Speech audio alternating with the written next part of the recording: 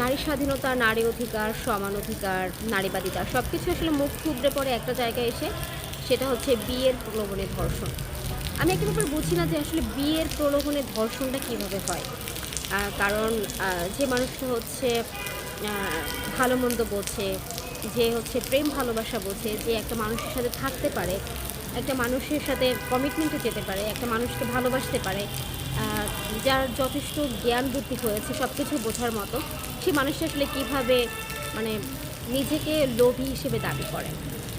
আ লোভ দেখানো যায় আসলে ছোট বাচ্চাদেরকে। কিন্তু একটা বড় যে অ্যাডাল্ট মানুষ যে সবকিছু বোঝে, তাকে আসলে কিভাবে লোভ দেখানো যায় আমি জানি না। আ আমার এইখানটা হচ্ছে লজ্জা লাগে নারী হিসেবে।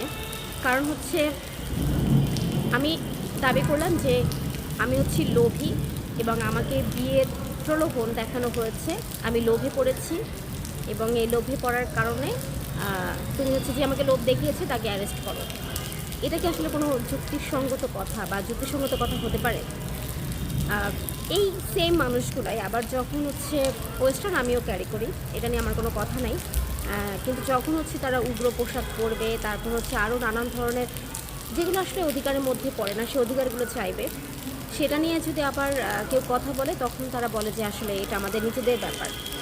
তো নিজেদের ব্যাপার যদি হয় তাহলে লোভটা তো নিজেদের ব্যাপার। কেউ তোমাকে হচ্ছে লোভ দেখালো আর তুমি লোভে পড়ে গেলা। তারপর হচ্ছে তার নামে মামলা দিলা।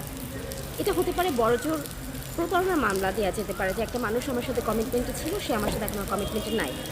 সো এক্ষেত্রে প্রতারণার একটা মামলা হতেই পারে। কিন্তু তাকে হচ্ছে আ বিয়ের প্রলোভন দেখিয়ে ধর্ষণ। আমি জানি না এটা কিভাবে হয় এবং এই মামলাটা আসলে কেন নেয় এবং এটাকে অ্যারেস্ট কেন করে সেটাও আমি জানি না।